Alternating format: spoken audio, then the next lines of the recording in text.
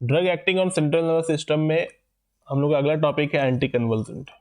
Anti convulsant actual में convulsion के लिए यूज होता है। नाम से ही पता चल रहा है कि ये कन्वल्सन्स को ट्रीट करने के लिए होता है। मतलब कि जो मिर्गी वगैरह के दौरे पड़ते हैं जिसको बोलते हैं एपिलेप्टिक सीजर्स, ठीक है, उनमें इसको यूज करते हैं ट्रीट करने के लिए। तो एंटी कन्वल्सेंट्स बहुत बड़ा ग्रुप है फार्माकोजेनिक एजेंट का जो एपिलेप्टिक सीजर्स को ट्रीट करने के लिए यूज किया जाता है, ठीक है। इसके अलावा इसको बाइपोलर डिसऑर्डर में या बॉर्डर नॉन पर्सनालिटी डिसऑर्डर में भी यूज करते हैं। मूड स्टेबलाइजर में भी इसका काम होता है, न्यूरोपैथिक पेन में भी इसका काम होता है। बाइपोलर डिसऑर्डर हम लोग पिछले क्लास में ही बात किए थे बाइपोलर डिसऑर्डर के बारे में कि जिसमें इंसान अचानक से बहुत हाइपर एक्टिव फॉर्म में चल जाता है और फिर तुरंत वो बहुत डिप्रेसिव फॉर्म में चला जाता है, एकदम घातक डिप्रेशन में चला जाता है। बॉर्डर लाइन पर्सनालिटी डिसऑर्डर मतलब एक ही इंसान 2-3 पर्सनालिटी में आपको ये दिखता है वो, ठीक है। मूड स्टेबलाइजर जिसका बहुत ज़्यादा उसको एंजाइटी की प्रॉब्लम होती है, उसके मूड स्विंग्स बहुत ज़्यादा होते हैं, तो वहाँ पे इसको स्टेबलाइज करने के लिए यूज़ करते हैं। और न्यूरोपैथिक पेन मतलब जो नर्वस सिस्टम के जो पेन होते हैं वो आपको न्यूरोपैथिक पेन कराते हैं। क्लासिफिकेशन देखते हैं तो पहला क्लासिफिकेशन इसका बार्बिचुरेट्स। बार्बिचुरेट्स में ये फेनोबार्बिटल में यूज होता है और मेफेबार्बिटल। कोई एक नाम प्लीज कम से कम याद रखिएगा, ऐसा ना हो कि आप एक भी नाम ना लिखें, ठीक है। दूसरा है हाइडेंटोइन डेरिवेटिव्स। हाइडेंटोइन डेरिवेटिव्स है फेनाइटोइन या उसके अलावा आप बोल सकते हैं कि फेनाइल इथाइल हाइडेंटोइन। ऑक्साजोलिडोन डेरिवेटिव्स ट्राइमिथाइडोइन और पारामिथाइडोइन। सक्सिनामाइड डेरिवेटिव्स में आपके हैं फेनसुक्सिमाइड और मिथसुक्सिमाइड। बेंजोडायजेपिन, डायजेपिन एंड क्लोनाजेपम। गाबा एनालॉग प्रोगाबाइड और टियागाबिन। ये सारी दवाएं हैं। जैसे पहला आपको फेनाइटोइन। फेनाइटोइन हाइडेंटोइन डेरिवेटिव्स का क्लास का ड्रग है ये, यानी इसमें हाइडेंटोइन से ये डिराइव होके बना है। डेरिवेटिव मतलब डिराइव होके बना है, ठीक है। इसका बहुत ही छोटा थेरेपेटिक इंडेक्स है, यानी कि बहुत ही लिमिटेड चीजों में इसका आप यूज कर सकते हैं, ब्रॉड रेंज में ये नहीं आएगा।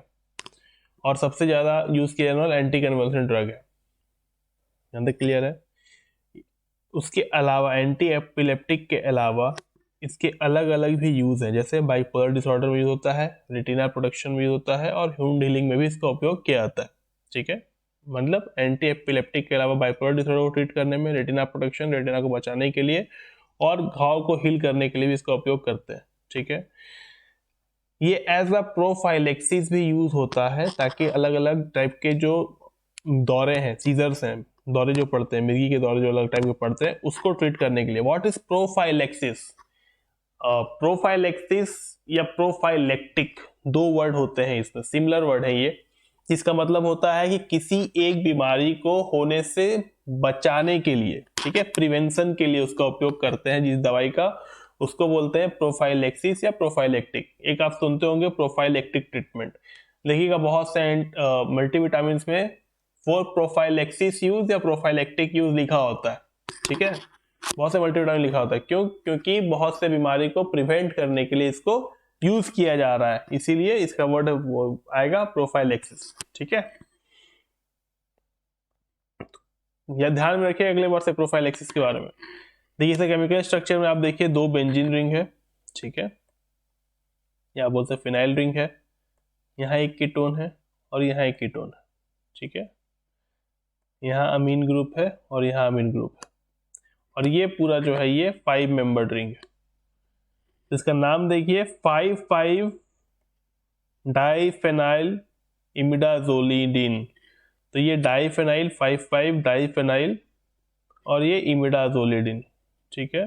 2,4 डाइओन, 2-4 ग्रुप पे 2 और 4 नंबर पे आपके कीटोन ग्रुप है, ठीक है। तो 2,4 डाइओन, ठीक है। तो 5,5 डाइफेनाइल इमिडाजोलिडीन 2,4 डाइओन। स्टोरेज कंडीशन तो 40 डिग्री तक आप इसको स्टोर कर सकते हैं, यानी कि इसको रूम टेम्परेचर पे स्टोर किया जाना चाहिए, एयरटाइट कंटेनर में स्टोर किया जाना चाहिए और लाइट और फ्रीजिंग से इसको बचाना चाहिए। यूजेस पहला यूज तो आप लोगों को पता है कि ये एंटी एपिलेप्टिक ड्रग की तरह उसका उपयोग करते हैं, ठीक है। उसके अलावा ग्रैंड मैल सीजर्स, कॉम्प्लेक्स सीजर्स, इन दो तरह के बीमारियों में यूज करते हैं, और डिफरेंट सीजर्स को प्रिवेंट करने के लिए भी इसका उपयोग किया जाता है ड्यूरिंग न्यूरो सर्जरी। जब किसी का न्यूरो सर्जरी होता है, यानी कि नर्वस सिस्टम का सर्जरी होता है, तो उसमें उसको मिरी के दौरे पड़ सकते हैं, या हो सकता है कि कोई एपिलेप्टिक पेशेंट हो या कन्वर्सेंट पेशेंट हो, उसको मिरी का दौरा पड़ता हो, तो उस समय न्यूरो सर्जरी की जरूरत पड़े, तो उस समय भी मिर्गी के दौरे को बचाने के लिए इसका उपयोग किया जाता है। तो पहला वर्ड लोग पढ़े ग्रैंड मैल सीजर। अब आप पूछोगे सर ये ग्रैंड मैल सीजर किसको कहते हैं, तो ग्रैंड मैल सीजर जनरली एक नॉर्मल एपिलेप्सी यानी मिर्गी का दौरा है, जिसमें इंसान का कॉन्शियसनेस जो है वो खत्म हो जाता है, यानी वो बेहोश होने लगता है, ठीक है, और उसके मसल्स जो है वो तेजी से कॉन्ट्रैक्ट कर रहते हैं, सिकुड़ने लगते हैं, तो बोलते हैं ना कि हाथ पर उसका अकड़ गया है, अकड़ जाता है इसमें, ठीक है। देखिए इसको होने अब हर एक मिर्गी का दौरा जो होता है वो किसी न किसी चीज की वजह से होता है। जैसे ये ग्रैंड मैल होता है जनरली ब्लड शुगर कम होने से, बहुत तेज बुखार होने से पाया जाता है।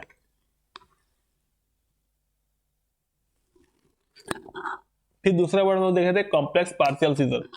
तो कॉम्प्लेक्स पार्शियल सीजर में क्या होता है, इंसान ठीक से बोल नहीं पाता है, ठीक है, हकलाता है बोलने में, वो अपने जो एक्सप्रेशन है और जो बोलने का क्षमता है उसमें उसको प्रॉब्लम आती है। उसके अलावा थोड़ा सा कॉन्शियसनेस उसका बिगड़ जाता है। जनरली होता है क्या है इसमें कि एक साइड का हेमिस्फीयर जो ब्रेन है, उसका एक साइड का हेमिस्फीयर जो है वो इम्पेयर्ड हो जाता है कॉन्शियसनेस से, इसलिए उसको बोलने में प्रॉब्लम आती है, वो ठीक से बोल नहीं पाता होता है, ठीक है, यहाँ तक क्लियर है। इसके अलावा जो इंजेक्टेबल फेनाइटोइन होता है और फेसोफेनाइटोइन होता है, उसको यूज करते हैं टॉनिक क्लोनिक स्टेटस एपिलेप्टिक्स में, और डिफरेंट न्यूरोसर्जरी के दौरान सीजर्स को बचाने के लिए इसका उपयोग करते हैं, ठीक है। तो टॉनिक क्लोनिक स्टेटस एपिलेप्टिक का मतलब होता है कि एक होता है टॉनिक क्लोनिक सीजर्स, ठीक है। तो टॉनिक क्लोनिक सीजर्स में क्या होता है कि इंसान जो है अपना कॉन्शियसनेस खो चुका होता है, ठीक है, जिसको हम लोग ग्रैंड मैल सीजर्स हम लोग उसमें पढ़े थे वही। अब जो वर्ड इसमें ऐड हो गया स्टेटस एपिलेप्टिकस, तो इसका मतलब ये है कि कोई एक जो आपका टॉनिक क्लोनिक सीजर्स है, यानी जो बेहोशी का हालत है, वो लगातार होते जा रहा है, ठीक है, एक के बाद एक उसको मिर्गी के दौरे आ रहे हैं और 30 से 35 मिनट तक, 1 घंटा तक वो दौरा रह रहा है, तो इस कंडीशन को हम लोग बोलेंगे टॉनिक क्लोनिक स्टेटस एपिलेप्टिकस, ठीक है। Pharmaceutical formation tablet liquid suspension capsule, market formation Dilantin Phenytek. अगला ड्रग है वो है कार्बामाजेपिन, कार्बामाजेपिन और टेग्रेटोल डेरिवेटिव, टेग्रेटोल नाम से भी इसको जाना जाता है ये, और ये एज एन एनाल्जेसिक भी आपको काम करता है, ठीक है, एंटी कन्वल्सेंट भी है और एज एन एनाल्जेसिक भी काम करता है। डिफरेंट सीजर्स को कंट्रोल करने में यूज होता है और पेन को ट्रीट करने में यूज करते हैं। आई थिंक आप लोग नाम सुने होंगे एनाल्जेसिक एंड एंटीपायरेटिक।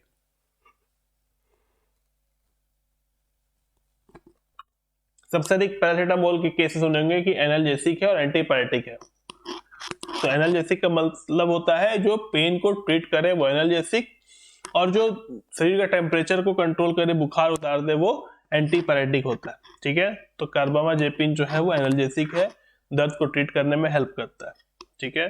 किस तरह के दर्द को, ट्राइजेमिनल न्यूरोलजिया, ठीक है। तो ट्राइजेमिनल न्यूरोजेलिया क्या है, ये एक्चुअल में एक नर्व है, ठीक है, जो फेस में पास होता है। तो फेस के किसी एक साइड में बहुत तेज दर्द उठता है जो सर तक जाता है, ठीक है, इसी कंडीशन को बोलते हैं हम लोग ट्राइजेमिनल न्यूरोजेलिया। ये नर्व है एक फेस का जिसमें दर्द होता है, ठीक है, तो इस कंडीशन को बोलेंगे ट्राइजेमिनल न्यूरोजेलिया। चलिए, तो कार्बामाजेपिन सबसे पहला एंटी कन्वल्सेंट ड्रग है जिसको बाइपोलर डिसऑर्डर के साथ किसी इंडिविजुअल में यूज किया गया था, मतलब उसको मिर्गी के दौरे पड़ते थे और उसको बाइपोलर डिसऑर्डर है, उसके साथ इसको यूज किया गया था। केमिकल नेम क्या है, तो बेंजोबी1 बेंजाजेपिन 11 कार्बोक्सामाइड।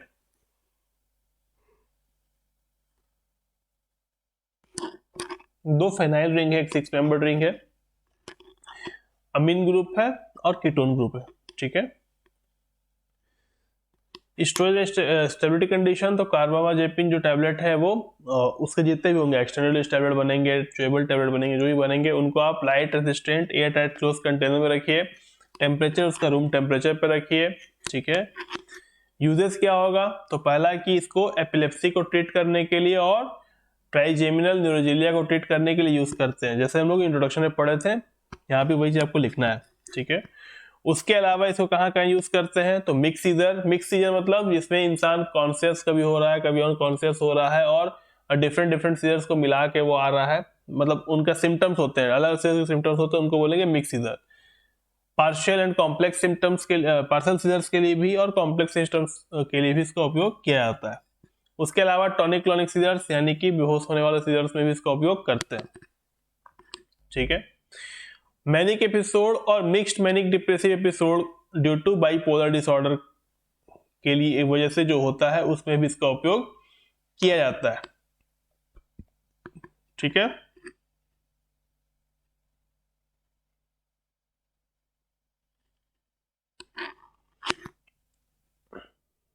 मतलब ये है कि किसी को पागलपन का दौरा पड़ रहा है या फिर बाइपोलर वन डिसऑर्डर बीमारी उसको है, उसके साथ में उसको कभी कभी पागलपन का दौरा पड़ रहा है, कभी बहुत ज़्यादा डिप्रेसिव हो जा रहा है, तो इस चीज़ को भी हम लोग बोलेंगे कि इंसान जो है वो उसको ट्रीट करने में ये दवा हेल्प करता है, ठीक है। देखिए पार्शियल सीजर का मतलब क्या था वो हम समझा दे रहे हैं आप लोग। पार्शियल सीजर का मतलब वो था कि इंसान अपने आप के बारे में कुछ बोल नहीं पा रहा है, कुछ वो व्यक्त नहीं कर पा रहा है, वो आपको कॉन्शियस है, वो ऐसा नहीं कि वो अनकॉन्शियस है, वो कॉन्शियस है, ठीक है, लेकिन अपने सराउंडिंग से अवेयर नहीं है, उसके सराउंडिंग में क्या हो रहा है उसको कुछ पता नहीं चल रहा है, ठीक है। क्लियर है यहाँ तक?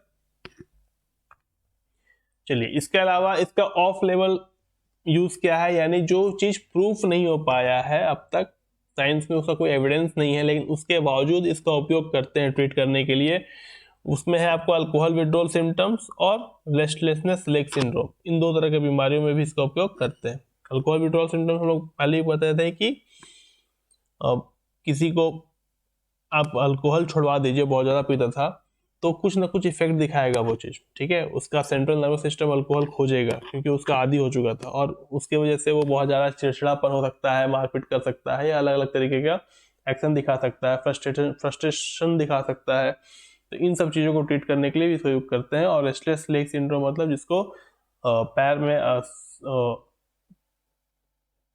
एक बोलते हैं ना कॉन्ट्रेक्शन हो रहा है, अकड़ जा रहा है, उस तरह की चीज़ों को ट्रीट करने में इसका उपयोग करते हैं। देन आपका pharmaceutical formulation tablet, market formulation Carbatrol, Epitol, Equetro वगैरह वगैरह आपके हैं। अगला ड्रग है क्लोनाजेपम। आई थिंक हर कोई इस नाम को जानता होगा, ऑलमोस्ट जितने लोग हैं जो मेडिकल लाइन से जुड़े हुए हैं उन सब को पता होगा कि क्लोनाजेपम किसको बोलते हैं, ठीक है। तो क्लोनाजेपम लॉन्ग एक्टिंग बेंजोडायजेपिम है, लॉन्ग एक्टिंग मतलब लंबे समय तक काम करने वाला, ठीक है। उसके अलावा इंटरमीडिएट ऑनसेट ऑफ एक्शन है, यानी कि बोल सकते हैं कि हाँ इसका अच्छा खासा एक्शन पोटेंशियल है, काम करने की क्षमता है, ठीक है।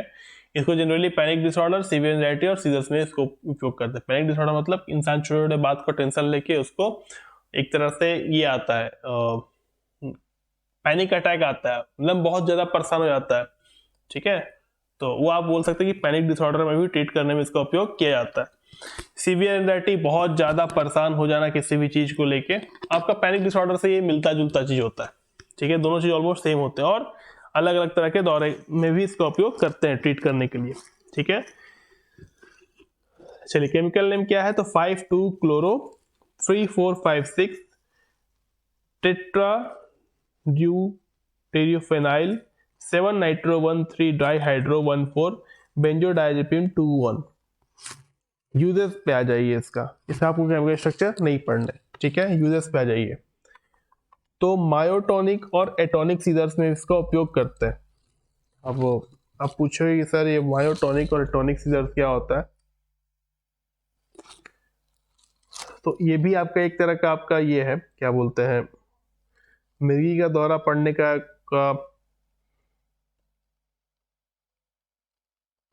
क्लासिफिकेशन है, ठीक है। इसमें होता क्या है कि इंसान बहुत ज़्यादा उसके मसल्स जो होते हैं वो कॉन्ट्रैक्ट करने लगते हैं, वो खड़ा नहीं हो पाता है, या बोल सकते हैं कि अचानक से खड़ा हुआ और गिर गया। ठीक है, कभी कभी हम लोग का भी होता है ना कि अचानक से बेड से पैर नीचे रखे और लगा कि जैसे पैर ही नहीं और हम लोग गिर जाते हैं। ठीक है, तो वो कुछ इसी तरह का चीज़ें उसमें होती है। ठीक है, इंसान का मसल जो होता है उसके ऊपर काबू नहीं होता है, अपने आप कॉन्ट्रैक्ट करता है, अपने आप रिलैक्स चला जाता है, हम उसमें इंसान का कोई काबू नहीं रहता है। ठीक है, फोटोसेंसिटिव एपिलेप्सी यानी कि स्क्रीन के लाइट की वजह से, मतलब लाइट की वजह से जो भी मिर्गी के दौरे आते हैं वो आपका, उसमें भी इसको यूज करते हैं ट्रीट करने के लिए। अब्सेंस सीजर जिसमें इंसान का कॉन्शियस खत्म नहीं होता है बट उसको दौरे पड़ रहे होते हैं, वो आपका अब्सेंस सीजर कहलाता है। ठीक है, तो इन सब चीज़ों में भी इसको यूज करते हैं, लेकिन इसका एक प्रॉब्लम क्या है कि इसमें टॉलरेंस डेवलप कर जाता है बॉडी, यानी कि बॉडी आदी हो जाता है एक डोज का, उसके बाद आपको डोज बढ़ाना पड़ता है। ये एक प्रॉब्लम है क्लोनाजेपम का। टॉलरेंस का मतलब होता है कि अब वो चीज का आदी वो चीज हो गया है, अब उसको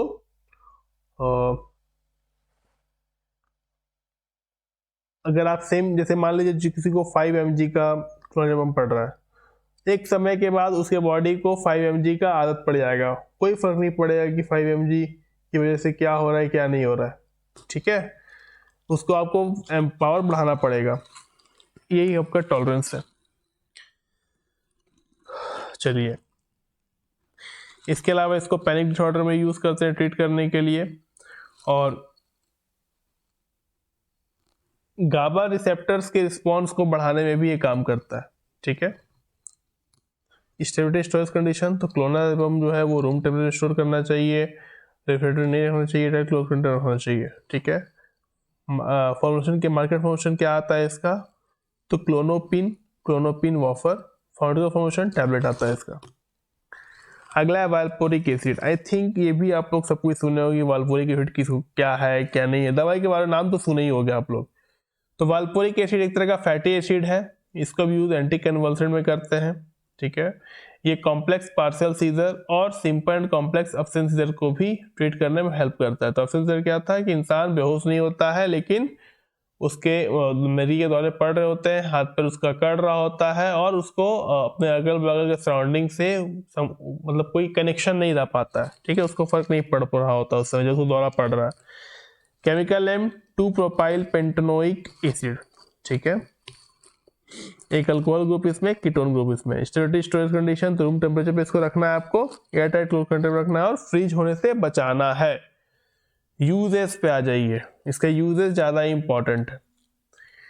तो यूज आपका एज एन मोनोथेरेपी, यानी सिंगल वेल्पोरिक एसिड का उपयोग करके जो ट्रीटमेंट होगा उसको हम लोग बोलेंगे मोनोथेरेपी। यानी किसी भी ड्रग का आप यूज, जैसे मान लीजिए पैरासिटामोल है, अगर आप उसको नीमोसेट सा मिला दिए तो वो एडजुवेंट थेरेपी या कंबाइंड थेरेपी, और सिर्फ पैरासिटामोल उपयोग कर रहे हैं तो वो मोनोथेरेपी। तो कोई भी एक सिंगल ड्रग का उपयोग करके किसी तरह का ट्रीटमेंट किया जाए तो वो मोनोथेरेपी में कहलाएगा, और उसी ड्रग को किसी और ड्रग के साथ मिक्स करके दिया जाता है तो वो एडजुवेंट या कंपाउंड थेरेपी कहलाएगा। ठीक है, तो इसका हम लोग मोनोथेरेपी की तरह भी, एडजुवेंट थेरेपी की तरह भी इसका उपयोग करते हैं हम लोग कॉम्प्लेक्स पार्शियल सीजर्स को ट्रीट करने के लिए या फिर अब्सेंस सीजर को ट्रीट करने के लिए। ठीक है, दूसरा है कि मल्टीपल सीजर जो आते हैं उसमें भी इसका उपयोग किया जाता है, मतलब अलग अलग तरह के सीजर्स एक साथ आ रहे हैं किसी को। ठीक है, या फिर डिफरेंट सीजर्स को ट्रीट करने के लिए भी इसका उपयोग करते हैं, लेकिन इसका उपयोग किसी और दवा के साथ कंबाइन करके किया जाता है। ठीक है, अब्सेंस सीजर को ट्रीट करने के लिए इसका उपयोग करते हैं। माइग्रेन का समस्या होता है ना, जानते होंगे कि माइग्रेन का दर्द हो रहा है लोगों को, यानी कि सर का एक साइड कोई दर्द करता है बहुत तेज। ठीक है, तो उसमें एज एन प्रोफाइलेक्सिस, यानी कि माइग्रेन के दर्द को रोकने के लिए, मतलब फ्यूचर में किसी को ना हो उसके लिए ये दवा प्रिस्क्राइब किया जाता है। ठीक है, उसके अलावा acute management of mania associated with bipolar disorder, तो बाइपोलर डिसऑर्डर की वजह से किसी को पागलपन का दौरा पड़ रहा होता है तो उसको भी ट्रीट करने के लिए इसका उपयोग करते हैं। ठीक है, formulation capsule, tablet, injection solution, brand name Depakene, valproate sodium, Depacon वगैरह है। अगला आपको गाबापेंटिन, तो गाबापेंटिन आपका एनालॉग है। एनालॉग मतलब कोई एक चीज दूसरे चीज से सिमिलर दिख रहा हो। ठीक है, उसको हम लोग बोलते हैं एनालॉग। अगर वो डिफरेंस हो जाए तो एनालॉग नहीं कहलाएगा। तो ऑलमोस्ट सेम होना चाहिए, ऑलमोस्ट है नहीं कि 100% सेम हो, ऑलमोस्ट सेम होना चाहिए। तो किसके थ्रू, किसका एनालॉग है, तो गाबा का एनालॉग है। गाबा मतलब गाबा अमीनो ब्यूटारिक एसिड, ये एक न्यूरोट्रांसमीटर है, ठीक है, जो गाबा रिसेप्टर पे जाके बाइंड करता है, ठीक है, और उसको काम करने से रोकता है। तो गाबा पेंटिन जो है वो गाबा का एनालॉग है, ठीक है, न्यूरोट्रांसमीटर का एनालॉग है जो इनहिबिटरी एक्शन को दिखाता है, ठीक है। इसको क्यों यूज किए थे, इसको सबसे यूज किया गया था एंटी एपिलेप्टिक एजेंट की तरह यूज किया था, और आज इसको अलग अलग तरह के न्यूरोपैथिक पेन में भी उपयोग करते हैं, ठीक है। केमिकल नेम क्या है, 2,1 amino methyl cyclohexyl acetic acid, ठीक है। इसमें एक नॉर्मल बेंजीन रिंग है जिसमें डबल बॉन्ड नहीं है, एक कीटोन है, एक अल्कोहल है, यानी कार्बोक्सिलिक ग्रुप आप बोल सकते हैं इसमें, ठीक है, ये कार्बोक्सिलिक ग्रुप है। ये वाली चीज जो है ये कार्बोक्सिलिक ग्रुप, इसको कीटोन और अल्कोहल में मत गिनेगा, इसको कार्बोक्सिलिक ग्रुप में गिनेगा, और ये आपका अमीन ग्रुप है, ठीक है। कार्बोक्सिलिक ग्रुप की वजह से इसका नाम एसिटिक एसिड लास्ट में पड़ा है, ठीक है।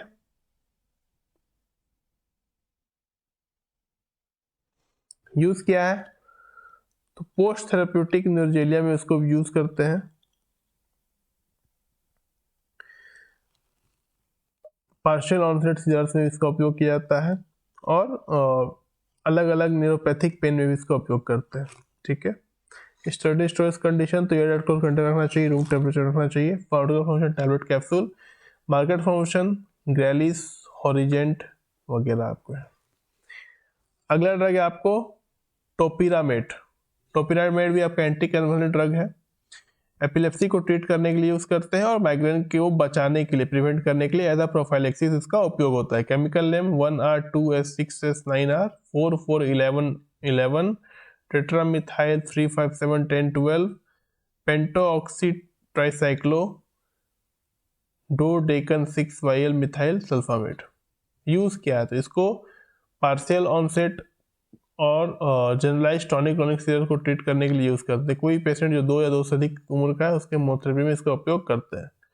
उसके अलावा इसको दूसरे डिफरेंट ड्रग के साथ भी यूज किया जाता है ताकि पर्सनलाइज आपका partial onset seizure, primary generalise tonic chronic seizures में भी इसका उपयोग कर सके जो 2 या 2 साल से बड़े हैं उनमें, ठीक है।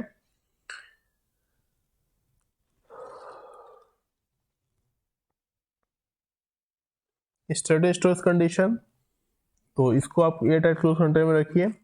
इसका टैबलेट, एक्सटेंडेड कैप्सूल वगैरह को भी एयर टाइट क्लोज कंटेनर रखिए, रूम टेम्परेचर में रखिए, और एयर टाइट को लाइट से बचा के रखिए। Formulation tablet solution, brand name Eprontia sprinkle, Topamax sprinkle वगैरह आपको है।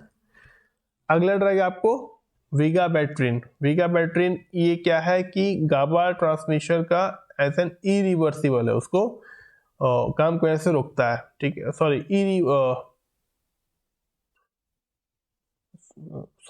इरिवर्सिबल गाबा ट्रांसमिनेज इनहिबिटर है, यानी कि एक बार अगर किसी बाइंड कर गया उसको काम करने से रोकने के लिए तो आप इसको वापस से नहीं हटा सकते, ठीक है, रिवर्सिबल नहीं होता है ये। इसको एज एन मोनोथेरेपी और मल्टी एडजुवेंट थेरेपी की तरह भी यूज किया जा सकता है कॉम्प्लेक्स पार्शियल सीजर में 2 या 2 से अधिक साल के बच्चों के साथ, ठीक है। अनरिस्पॉन्सिव और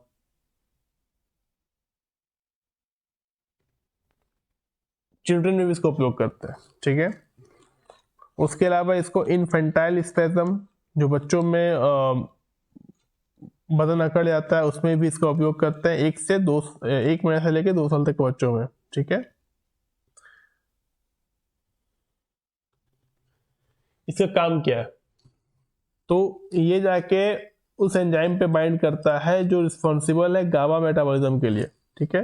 तो गाबा का मेटाबॉलिज्म से रोक देता है, ठीक है। Chemical name 4 amino hex 5 enoic acid. Uses vigabatrin generally आपको एडजुवेंट थेरेपी यानी कि डिफरेंट ड्रग के साथ मिला के ट्रीट किया जाता है कॉम्प्लेक्स पार्शियल सीजर में 2 साल तक के बच्चों, 2 साल से ऊपर के बच्चों में, ठीक है। उसके अलावा इसको एज एन मोनोथेरेपी जो नवजात शिशु होते हैं उनमें यूज करते हैं, इन्फेंटाइल स्पैज़म हो रहा है उनमें यूज करते हैं, ठीक है। स्टोरेज कंडीशन, इसको एयर टाइट क्लोज कंटेनर में रखिए, सलाइट से बचा के रखिए। Pharmaceutical formation tablet powder solution, market formation Sabril और वीगाड्रोल। इसका आखिरी ड्रग है आपको lamotrigine. Lamotrigine anti epileptic drug है जो फेनाइलथाइजिन क्लास से बिलोंग करता है, ठीक है, यानी फेनाइलथाइजिन इसमें पाया जाता है। इसका ट्रीट एपिलेप्सी के लिए भी और मूड स्टेबलाइजर के लिए भी यूज करते हैं जो बाइपोलर डिसऑर्डर में होता है, ठीक है। केमिकल नेम 623 डाइक्लोरोफेनाइल 124 ट्राइजीन 35 डाइमीन, इसे केमिकल नेम है। यूजेस क्या है, तो इसको एज एन एडजुवेंट थेरेपी यानी कि डिफरेंट ड्रग के साथ भी इसको कंबाइन करके यूज किया जाता है ताकि डिफरेंट सीजर्स यानी मिरी के दौरे को रोका जा सके। जनरली जो पेशेंट में इसका उपयोग होता है वो 2 या 2 से अधिक साल के पेशेंट में इसका उपयोग करते हैं, ठीक है।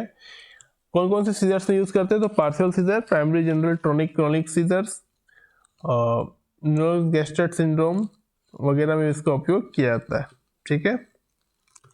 इसके अलावा ये भी देखा गया है कि बाइपोलर वन डिसऑर्डर को ट्रीट करने में भी इसका काम अच्छा खासा है, मूड स्टेबलाइजर की तरह भी ये काम करता है। उसके अलावा ये मैनिया, हाइपोमेनिया, डिप्रेशन और मिक्स एपिसोड को रोकने में काम करता है। स्टडी स्टोरेज कंडीशन तो वही आपका सेम चीज़ की एयर टाइट कूल कंटेनर रखिए, लाइट से बचा के रखिए, मॉइस्चर से बचा के रखिए और रूम टेम्परेचर पे रखिए, ठीक है। बट इसका जो टेम्परेचर होगा वो 2 से 8 डिग्री सेंटीग्रेड होगा ज़्यादातर, तो कोशिश करिए कि आप इसका टेम्परेचर याद रखें। फार्मास्यूटिकल फॉर्मेशन टैबलेट सस्पेंशन है और मार्केट फॉर्मेशन लामिकेटल ओडीटी, लामिकेटल एक्सआर वगैरह है। तो आज के लिए इतना काफ़ी है। अगर आपको कोई भी डाउट होता है तो आप प्लीज़ कमेंट करके वो डाउट पूछ सकते हैं, उसका जवाब जरूर देंगे। आई होप कि आप लोग सब कुछ पढ़ रहे होंगे और आप लोग को नॉलेज ठीक ठाक मिल रहा होगा। तब तक के लिए हम लोग अलविदा लेते हैं, फिर अगले क्लास में नए टॉपिक के साथ मिला जाएगा।